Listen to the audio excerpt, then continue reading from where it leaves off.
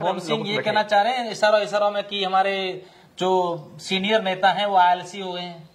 शिव की राजनीतिक गलियारों में ये भी चर्चाएं हैं। हालांकि रविंद्र सिंह भाटी का नाम वहां पर उन्होंने कभी अपनी ओर से नहीं कहा है, लेकिन नाम उनका भी चर्चा है। भोम सिंह को क्यों लग रहा है कि इस बार लगातार जिस तरीके से आप सक्रिय हैं कि ये पार्टी मुझे मौका देगी और मैं चुनावी मैदान में आ जाऊं? शिव में डीएनपी का मुद्दा काफी चर्चाओं में रहता है। लोग कहते हैं कि हम लोग डीएनपी एरिया में रहते हैं, हम मूलभूत सुविधाओं से वंचित हैं और डीएनपी का जो मुद्दा है वो केंद्र की सरकार का है, केंद्र की सरकार भाजपा की है। तो इस मुद्दे को लेकर आपने कहा नहीं कभी केंद्रीय नेताओं को? अच्छा, भोम सिंह को क्या लगता है कि शिव उपखंड मुख्यालय पर ही पानी की निकासी की लोगों के लिए समस्या है? ग्रामीण क्षेत्रों में सुदूर बॉर्डर के इलाकों में लोग बैठे, उनको दिक्कत नहीं है कि आप शिव विधानसभा क्षेत्र से तैयारी कर रहे हैं? उससे पहले कतार लंबी लगी हुई है। शिव को लेकर जब भी बात आती है कि शिव से तो कई सारे नेता तैयारी कर रहे हैं, ऐसे में लगता है भोम सिंह को भी कि हाँ मेरा नंबर भी लग जाएगा। अच्छा, अगर आपकी पार्टी की बात करें और शिव विधानसभा क्षेत्र की बात करें तो आपकी पार्टी के जो जिला अध्यक्ष हैं वो भी वहीं से तैयारी कर रहे हैं। पिछली बार पार्टी ने जिनको टिकट दिया था खंगार सिंह, वो भी वहां से तैयारी कर रहे हैं। इसके अलावा जालम सिंह रावलोत पूर्व विधायक जो है उनका भी नाम आ रहा है और भी कई सारे नाम है, लगातार आगे आ रहे हैं कि पार्टी इन पर कहीं आ रहा है। तो भोम सिंह बलाई अपने आप को रेस में कहां पर मानते हैं? भोम सिंह जी, इस बार अगर आपके सामने पार्टी जो है कांग्रेस वर्तमान में विधायक भी है, उनका ऐसा कहना है कि इस बार जो है हमने क्षेत्र में कई सारे काम करवाए हैं, चाहे सरकारी योजनाओं की बात हो, पानी की बात हो, सड़कों के जाल बिछाने की बात हो, जनता तो हमारे साथ है। इस बार अगर कांग्रेस की बात करें तो कांग्रेस से अमीन खान जो वर्तमान में विधायक है उन्होंने ऐसा कहा है कि इस बार मैं मेरे बेटे को तैयारी करवा रहा हूं। दूसरी तरफ की बात करें तो कांग्रेस के जिला अध्यक्ष फतेह खान भी वहां से तैयारी कर रहे हैं, एक दो और भी नाम आ रहे हैं। तो इसका फायदा कहीं ना कहीं भाजपा को होता नजर आ रहा है, क्योंकि इससे पहले शिव में कांग्रेस का अगर जब भी नाम आता था तो नाम अमीन खान का आता। नमस्कार, मैं हूं अशोक शेरा और आप देख रहे हैं नेताजी ऑनलाइन। इस बार राजस्थान विधानसभा चुनावों को लेकर भारतीय जनता पार्टी की अगर बात करें तो ये परसेप्शन बना हुआ है राजनीतिक गलियारों में, ये चर्चा है कि भाजपा इस बार गुजरात चुनावों की तर्ज पर युवाओं को ज्यादा मौका देगी और ऐसे में जितने भी भाजपा युवा नेता हैं वो अपने अपने क्षेत्र में सक्रिय हो चुके हैं और इस बार अपने अपने विधानसभा क्षेत्र में दावेदारी जता रहे हैं। आज हमारे साथ ऐसे ही एक युवा नेता है जो बाड़मेर जिले की शिव विधानसभा क्षेत्र से दावेदारी कर रहे हैं। आप छात्र राजनीति में भी काफी सक्रिय रहे थे और अब लगातार अपने क्षेत्र में सक्रिय हैं और इनका ऐसा कहना है कि मैं इस बार शिव विधानसभा क्षेत्र से दावेदारी कर रहा हूं। मैं बात कर रहा हूं भोम सिंह बलाई की। भोम सिंह जी, सबसे पहले तो आपका स्वागत है हमारे इस शो में। और पहला सवाल, भोम सिंह को क्यों लग रहा है कि इस बार लगातार जिस तरीके से आप सक्रिय हैं कि यह पार्टी मुझे मौका देगी और मैं चुनावी मैदान में आ जाऊं? ऐसा है कि इस बार पार्टी ने युवाओं पर भरोसा जताया है। युवाओं को वो चाहते हैं कि युवा लोग आए, जो आगे आए, जो अच्छे ढंग से काम कर सकता है युवा लोग। युवाओं की भी इच्छा रहती है, युवाओं की उम्मीद रहती है कि शिव पिछले काफी समय से एक विकास के मामले में देखा जाए तो पिछड़ा हुआ क्षेत्र है। बाड़मेर विधानसभा की बात करें तो 7 विधानसभा में सबसे पिछड़ा हुआ विधानसभा क्षेत्र है तो शिव है। आप कभी शिव की तरफ जाओगे तो शिव उपखंड मुख्यालय को देखोगे तो उस पर गंदगी के ढेर लगे हुए पड़े हैं, पानी निकासी कोई व्यवस्था नहीं है, कहीं यात्रियों को बैठने की कुछ छाया नहीं है, यात्रियों को पीने के लिए पानी तक नसीब नहीं होता है।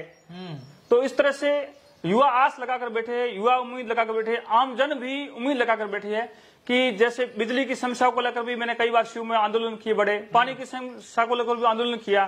तो वो लोग चाहते हैं कि ऐसा व्यक्ति हो जो जिससे हम आसानी से बात कर सके। अच्छा, भोम सिंह को क्या लगता है कि शिव उपखंड मुख्यालय पर ही पानी की निकासी की लोगों के लिए समस्या है? ग्रामीण क्षेत्रों में सुदूर बॉर्डर के इलाकों में लोग बैठे, उनको दिक्कत नहीं है? बहुत समस्या है। मैं इस पर आ रहा था कि पश्चिमी राजस्थान में आप सीमावर्ती क्षेत्र में जाइए, कभी उस तरह से करोगे तो आज भी लोग पानी की समस्या को लेकर जूझ रहे हैं, बूंद बूंद को तरस रहे हैं, उनको पानी नसीब नहीं हो रहा है।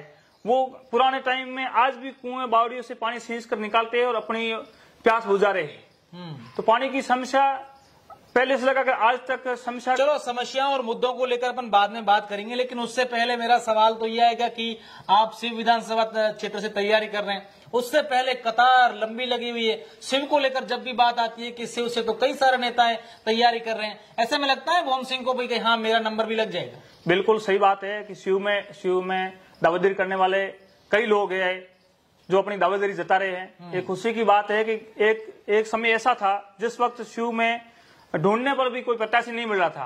आज कई प्रत्याशी उस शिव के लिए तैयारी कर रहे हैं। तो हम सब जिसको पार्टी टिकट देगी, सिंबल देगी, हम सब एक होकर चुनाव लड़ेंगे। बात रही मेरी, तो मुझे पूरा विश्वास है कि पार्टी इस बार युवा चेहरे के रूप में, और मुझे यदि कहीं सिंबल लेती है, मुझे प्रत्याशी बनाते हैं, तो मैं जनता की उम्मीदों पर खरा उतरूंगा। मुझे विश्वास है पार्टी पर कि युवा चेहरों को मौका देगी, जो निर्विवाद हो, ऐसे चेहरों को लाएगी। अच्छा, अगर आपकी पार्टी की बात करें और शिव विधानसभा क्षेत्र की बात करें तो आपकी पार्टी के जो जिला अध्यक्ष हैं वो भी वहीं से तैयारी कर रहे हैं। पिछली बार पार्टी ने जिनको टिकट दिया था, खंगार सिंह, वो भी वहां से तैयारी कर रहे हैं। इसके अलावा जालम सिंह रावलोत पूर्व विधायक जो है उनका भी नाम आ रहा है, और भी कई सारे नाम है, लगातार आगे आ रहे हैं कि पार्टी इन पर कहीं आ रहा है। तो भोम सिंह बलाई अपने आप को रेस में कहां पर मानते हैं? बिल्कुल आपकी बात सही है। दावेदारी ये लोग कर रहे हैं, वरिष्ठ है और दावेदारी करना चाहिए, और दावेदारी करना अपना अधिकार है, हक है हर किसी को। लेकिन इनके बाद में यदि युवा के रूप में और युवाओं की मजबूत आवाज के रूप में यदि देखा जाए तो निश्चित तौर पर मजबूती के साथ में मैं अपने आप को एक मजबूत युवा मान रहा हूं, जो युवाओं के बलबूते पर आगे आ सकता हूं मैं। अच्छा, शिव की राजनीतिक गलियारों में ये भी चर्चाएं हैं, हालांकि रविंद्र सिंह भाटी का नाम वहां पर उन्होंने कभी अपनी ओर से नहीं कहा है, लेकिन नाम उनका भी चर्चा है।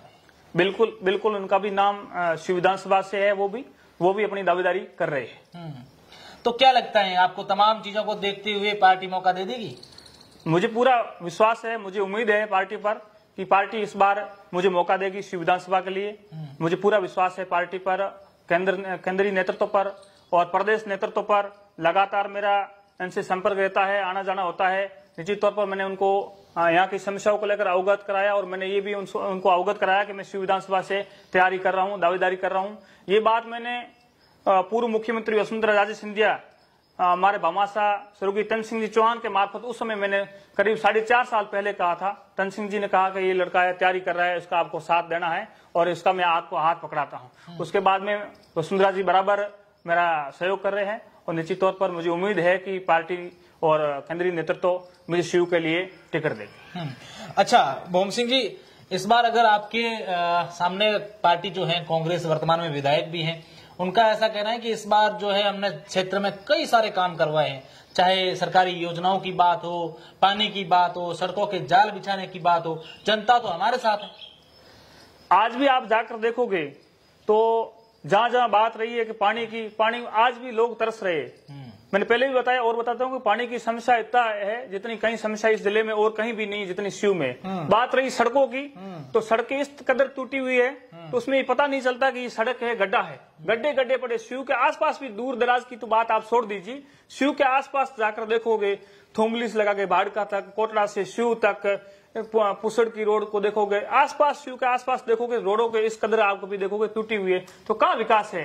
ये तो केवल ये बातों में कर रहे हैं, बाकी कोई विकास नहीं हुआ। शिव के लिए विकास कहीं जीरो बराबर हो रहा है। शिव में डीएनपी का मुद्दा काफी चर्चाओं में रहता है। लोग कहते हैं कि हम लोग डीएनपी एरिया में रहते हैं, हम मूलभूत सुविधाओं से वंचित हैं, और डीएनपी का जो मुद्दा है वो केंद्र की सरकार का है, केंद्र की सरकार भाजपा की है। तो इस मुद्दे को लेकर आपने कहा नहीं कभी केंद्रीय नेताओं को? बिल्कुल, डीएनपी का मुद्दा शिव विधानसभा क्षेत्र का सबसे बड़ा मुद्दा है, और सबसे पहले इस मुद्दे की पैरवी हम करेंगे। यहाँ से जब भी यहाँ से चुनकर जनता भेजेगी तो सबसे पहले इस समस्या का समाधान करेंगे।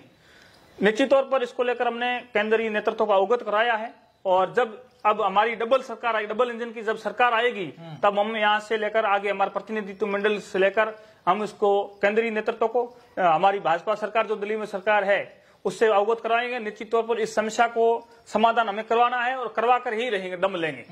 चले, अब मेरा सवाल है कि इस बार अगर कांग्रेस की बात करें तो कांग्रेस से अमीन खान जो वर्तमान में विधायक है, उन्होंने ऐसा कहा है कि इस बार मैं मेरे बेटे को तैयारी करवा रहा हूं। दूसरी तरफ की बात करें तो कांग्रेस के जिला अध्यक्ष फतेह खान भी वहां से तैयारी कर रहे हैं, एक दो और भी नाम आ रहे हैं। तो इसका फायदा कहीं ना कहीं भाजपा को होता नजर आ रहा है, क्योंकि इससे पहले शिव में कांग्रेस का अगर जब भी नाम आता था तो नाम अमीन खान का आता।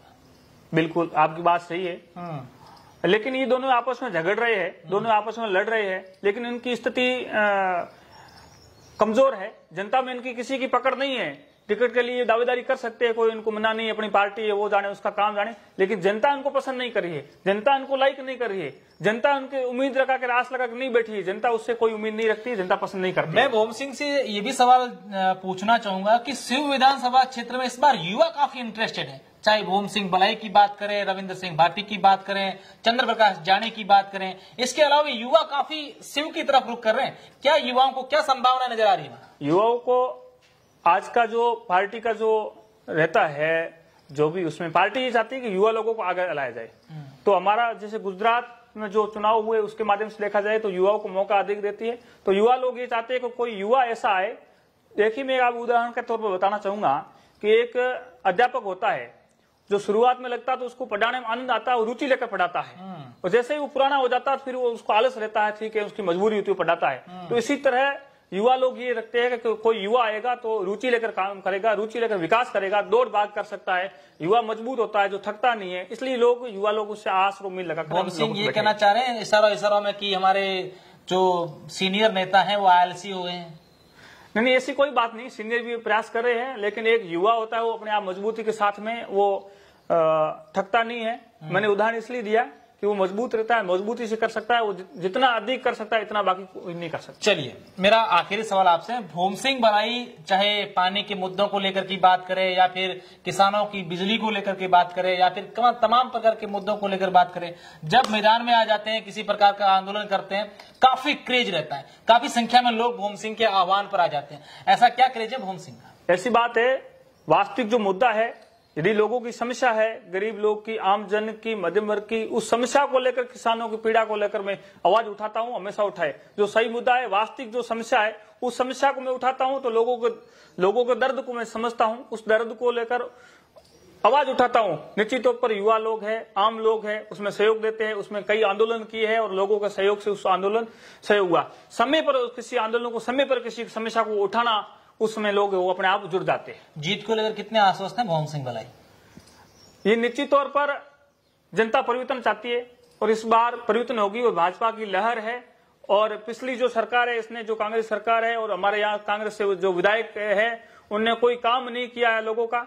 आम लोग है, गरीब लोग है, किसान लोग है, मध्यम वर्ग के लोग है, अंतिम सौर तक बैठा हुआ व्यक्ति, उनका कोई विकास नहीं किया, उनकी कभी सुध नहीं ली, चाहे उन्हें बड़े बड़े वादे किए कर्ज माफी से लेकर दूसरे लेकर, लेकिन आज तक कोई काम नहीं किया। उसको निश्चित तौर पर जनता परिवर्तन चाहती है और भाजपा की लाएगी और निश्चित तौर पर हम जैसे युवाओं को अवसर देगी, मौका देगी। निश्चित रूप से भोम सिंह बराई का दावा है कि इस बार यहाँ की जनता है वो हमें मौका देगी, लेकिन देखने वाली बात होगी कि वर्ष 2023 के विधानसभा चुनाव में सिंध की जनता विधायक का ताज किसके सर पर रखती है। बहुत बहुत शुक्रिया, धन्यवाद।